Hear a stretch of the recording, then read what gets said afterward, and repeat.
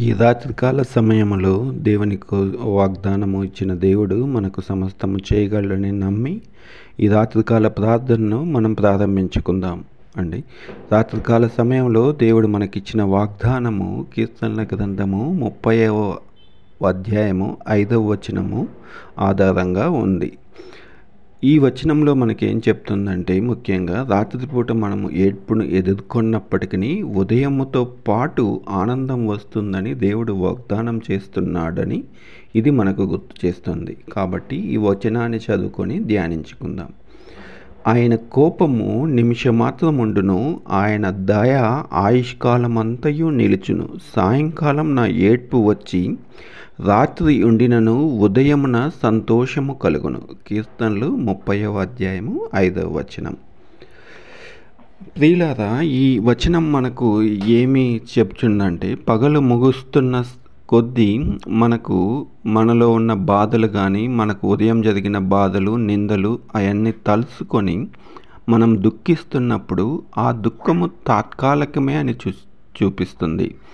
మనము దేవుని సన్నిధిలో మొదపెట్టినప్పుడు దేవుడు మనకు గుర్తు చేస్తున్నాడు, దేవుని యొద్ద శాశ్వతమైన ఆనందం ఉన్నదని మనం గుర్తు తెలుసుకొని, నీవు ఈ రాత్రికాల సమయంలో నీలో ఏ బాధ, అనిశ్చితి ఏది ఉన్నా దేవుని యొద్ద నువ్వు మొదలెడినా దేవుడు నీకు సమస్తము దయచేస్తాడని గుర్తు తెలుసుకొని, ప్రాతకాలమునే ఒకవేళ ప్రాతకాలమునే నీకు మంచి శుభవార్త వినవచ్చు, లేదంటే నీకు ఎప్పటి నుంచో జరగని కార్యాలు కూడా జరగవచ్చును.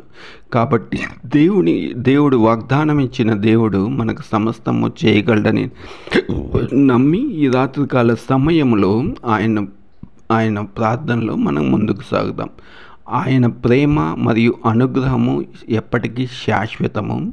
మనం ఈరోజు బాధ వచ్చిందని దిగులు చెందక, మరి యొక్క క్రొత్త ఉదయంలో మనకు ఆనందం ఉదయిస్తుందనే నమ్మకంతో ఈ రాత్రికాల సమయంలో మీరు మీ తలలు వంచుకున్నప్పుడు రేపు ఆయన మీ యొక్క బాధలన్నిటినీ ఆనంద బాష్పాలుగా చేస్తాడని గుర్తెరిగి ముందుకు సాగుదాం. దేవుడి వాక్యంను దీవించినగాక. దేవుడి వాక్యంను దీవించినట్లు ప్రార్థన చేసుకుందాం. అందరూ కళ్ళు మూసుకున్నట్లయితే 1 నిమిషం ప్రార్థించుకుందాం. పరలోకమందున్న మా తండ్రి, ఈ రాత్రికాల సమయంలో ఈ ఆన్లైన్ ద్వారా జాయిన్ అయిన ప్రియులందరికీ వందనాలు. ఈ రాత్రికాల సమయంలో మేము ప్రార్థించుకుంటుండగా ప్రభువా, మీరే మాకు సమస్తము దయచేస్తారని మేము నమ్ముచున్నాం తండ్రి.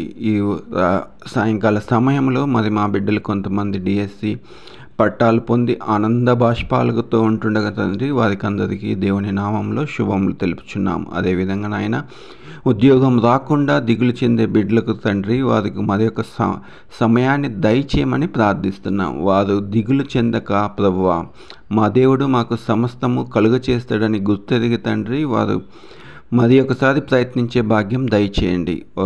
వారు అలాగే తండ్రి, యవన బిడ్డలు ఉద్యోగాల కోసము మరియు ఎగ్జామ్స్ కోసము, లేదంటే దేనికోసమైనా ప్రిపేర్ అవుతుండగా ఆ బిడ్డలకు కావాల్సిన జ్ఞానమును దయచేయమని అడుగుచున్నాం తండ్రి. అలాగే తండ్రి, ఉద్యోగాలు చేస్తున్న బిడ్డలు తండ్రి, తమ యొక్క ఉద్యోగాలలో మంచి ప్రమోషన్ల కోసమైతేనే, లేదంటే ఆ ఉద్యోగాలలో కావాల్సిన తోడ్పాటును మీరు దయచేయమని వేడుకొంచున్నాం. ఏ పని ఎలాగా చేయవలనో నేర్పించమని వేడుకొంచున్నాం. అదేవిధంగా తండ్రి, పెద్దవాళ్ళైన బిడ్డలు తండ్రి, వృద్ధాప్యంలో ఉంటుండగా నాయన, వారికి కావాల్సిన ఆరోగ్యాన్ని దయచేయండి తండ్రి. ఏ రోజుకు ఆ రోజు వారు మాకు ఈరోజు దయచేసినందుకు వందనాలు అని చెప్పుకునే భాగ్యం వారికి దయచేస్తున్నందుకు వందనాలు.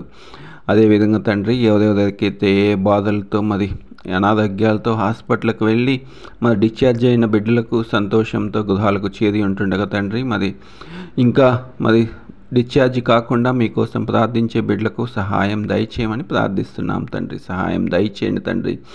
సమస్తము మీ ఆధీనంలో ఉన్నాయి కాబట్టి తండ్రి, మీరే సమస్తము చేయగలరని నమ్ముచు తండ్రి, ఈ రాత్రికాల సమయంలో తండ్రి, మా బాధలన్నిటినీ మీ యొద్ద ఉంచుతున్నాం తండ్రి. మాకు యొక్క క్రొత్త ఉదయాన్ని దయచేసి తండ్రి, మా బాధలన్నిటినీ ఆనంద బాష్పాలుగా చేస్తారని నమ్ముచు దేవుడు ఈ కొద్ది మాటలు దీవించులాగున మమ్మల్ని అతి మిక్కిలిగా ప్రేమించిన మా పరలోక నా తండ్రిని వేడుకొంచున్నాం తండ్రి. ఆమెన్. ప్రియులారా, ఈ రాత్రి కాలంలో మీకేమన్నా బాధలు ఏమన్నా ఉన్న ఎడల మీరు మరి యొక్క కొత్త ఉదయాన్నితో ఆనంద బాష్పాలుగా మారుస్తాడని నమ్మి ముందుకు సాగుదాం. ఈ వాక్యంను విన్నందుకు దేవుని నామంలో మీకు శుభములు.